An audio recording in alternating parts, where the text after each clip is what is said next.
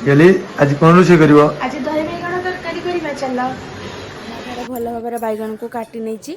तापर ये हलदी लुण भलसे गुड़े नेली बैगण को ये भलसे हलदी गुड़ गुड़े सारापर मुझे तेल गरम करी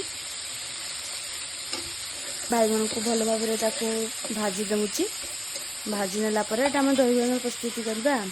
मुझे भलसे बैगण को ढांकी देती एवं मुझे फुटुण लंका रसुण टे छेचिकी मुझे पकई देखु आम मसला आस्ते आस्ते देखु मुझे बैगण भी भलसे भाजी देती तापर ये भुसुंगा पत्र भी ने भल लगे स्वादटा देखो ये मोर दही ये अच्छी तापर भल भाव मो दही को से ढालीदेली एवं मो दही को देखो मो दही कमी फुटुची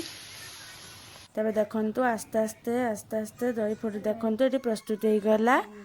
दही बैगण।